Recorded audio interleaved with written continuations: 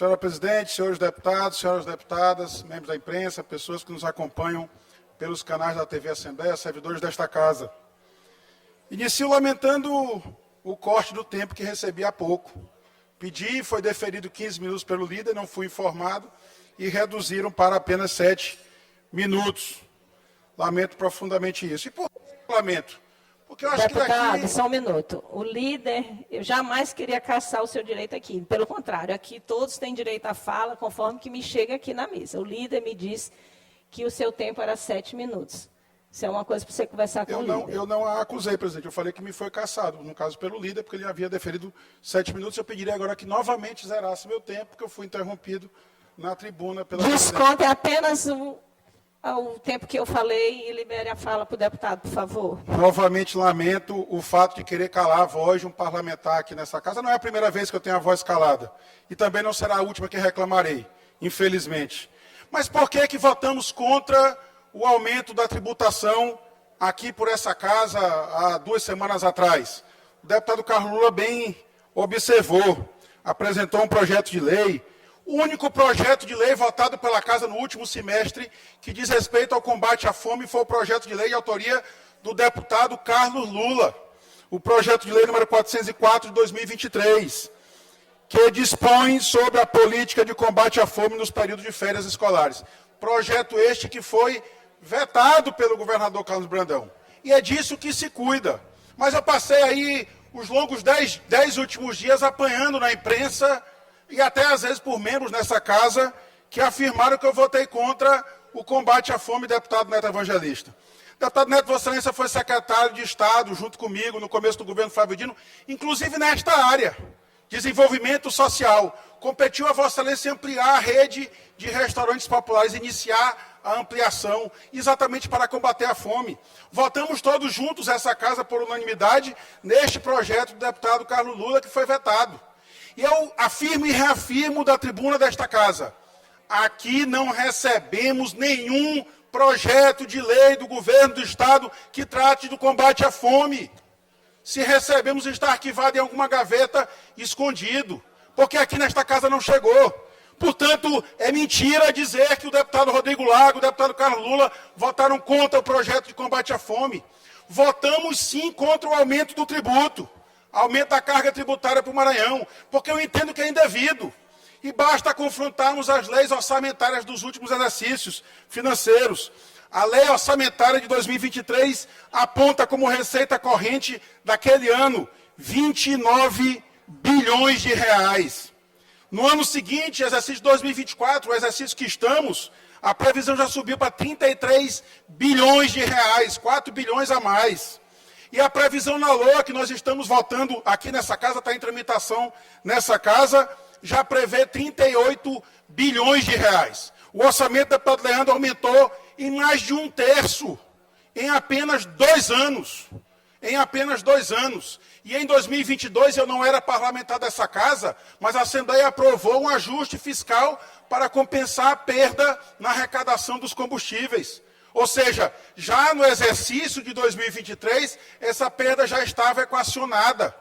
Mas confiamos novamente no final do ano passado, quando o governo disse que ainda não tinha equacionado tudo. E a casa aprovou mais uma vez o aumento ano passado. E este ano, agora, sem qualquer justificativa, aumenta-se novamente a carga tributária. E a arrecadação vai aumentar, como eu disse há pouco, mais de 1/3.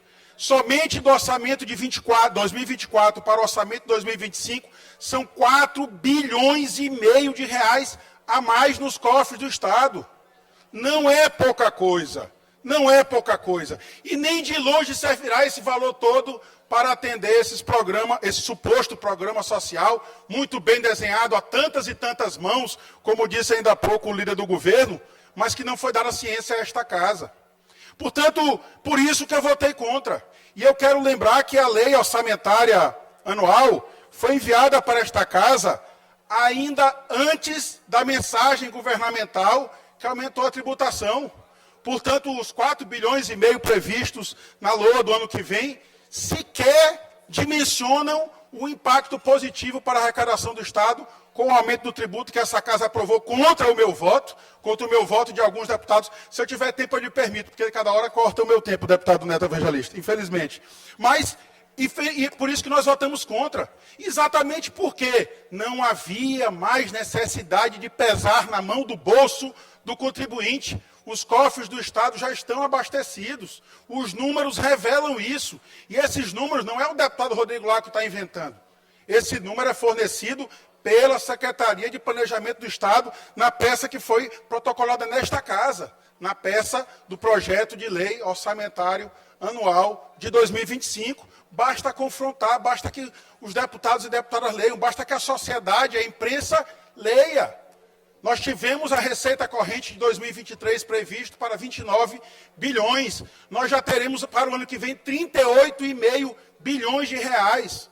São 9 bilhões a mais. É 1/3 do orçamento de 2023 de receita para o Estado do Maranhão. E um Estado que vem sendo muito bem contemplado pelo governo federal, eu já disse aqui várias vezes.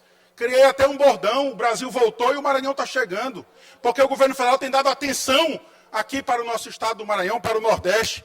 Basta ver que nesse final de semana, o governador... Talvez eu não tenha tempo, deputado Ricardo, eu pediria que não me interrompesse. Mas se eu tiver, eu lhe darei. Se me derem uns 15 minutos, eu lhe darei, e darei também ao líder do governo.